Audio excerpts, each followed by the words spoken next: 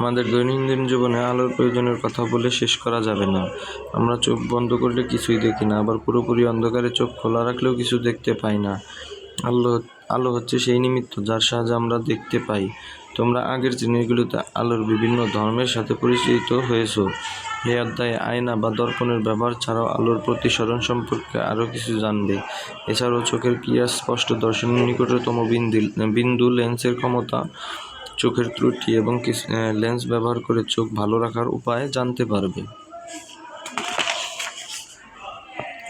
আয়না বা দর্পণের ব্যবহার। আমাদের দৈনন্দিন জীবনে আয়না বা দর্পণের নানা রকম ব্যবহার আছে।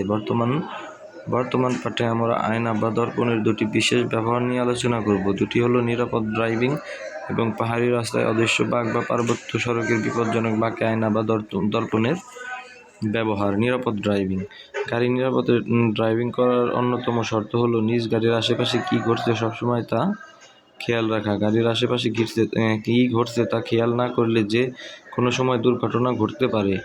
সাধারণত গাড়ির ড্রাইভারের সিটের দরজার সামনের দিকের দুই পাশে সাইড ভিউ মিরর নামে দুটি আয়না বা দর্পণ থাকে। এছাড়া গাড়ির ভিতরের সামনের দিকের মাঝখানেও রিয়ার ভিউ মিরর নামে আরেকটি আয়না বা দর্পণ থাকে। এগুলো গাড়ির দুপাশে এবং পিছনের দিকে দেখার কাজে সাহায্য করে, ফলে ড্রাইভার সামান্য মাথা ঘুরিয়েই চারপাশ দেখতে পারে। তার শরীরে কোনো রকম মোচড় দিতে হয় না বা নাড়াতে হয় না।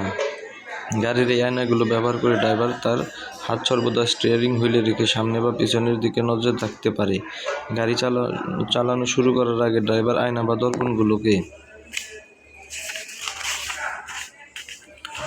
যথাযথ অবস্থানে নেয় যেন ড্রাইভিং সিটে বসে পিছন এবং দুপাশ সঠিকভাবে দেখা যায়। এর পাশাপাশি আয়নাগুলো ঠিক করে পরিষ্কার করে নিতে হয় যেন কোনো ময়লা বা ধুলাবালি না থাকে। আয়নার ময়লা থাকলে অন্য গাড়ির প্রতিবিম্বের অবস্থান ঠিকভাবে নাও বোঝা যেতে পারে। গাড়ি কোনো কারণে পিছানোর দরকার হলে প্রথমে 3টি দর্পণেই চোখ বুলিয়ে নিতে হবে এবং গাড়িটি না থামানো পর্যন্ত সারাক্ষণ 3টি দর্পণেই পর্যায়ক্রমে চোখ রাখতে হয়। তাছাড়া চলন্ত অবস্থায় গাড়ি লেন পরিবর্তন করার আগে এই 3টি আয়না বা দর্পণের দিকে খেয়াল রাখতে হবে যেন পিছনের গাড়ির অবস্থান বোঝা যায়। পাহাড়ি রাস্তায় অদৃশ্য বাঁক। পাহাড়ি রাস্তা সাধারণত আঁকাবাঁকা হয়। অনেক সময় এমনও বাঁক থাকে যে রাস্তাটি প্রায় 90 ডিগ্রি বেঁকে যায়। তখন সামনের রাস্তা দিয়ে কি আসছে বোঝার কোনো উপায় থাকে না। এই কারণে পাহাড়ি রাস্তায় ড্রাইভিং বিপজ্জনক। ড্রাইভিংকে নিরাপদ করার জন্য পাহাড়ি রাস্তায় বিভিন্ন বাঁকে বড় সাইজের গুলি ও দর্পণ স্ট্যান্ডে দাঁড় করে রাখা হয়, ফলে এর কাছাকাছি এসে দর্পণে তাকালেই বাঁকের অন্য পাশ থেকে কোনো গাড়ি আসছে কি না সেটি দেখা যায় এবং ড্রাইভার সাবধান হয়ে গাড়ির গতি নিয়ন্ত্রণ করে নিরাপদে গাড়ি চালাতে পারে। আজকের মতো এখানেই গাইজ, দেখা হবে আগামী ভিডিওতে।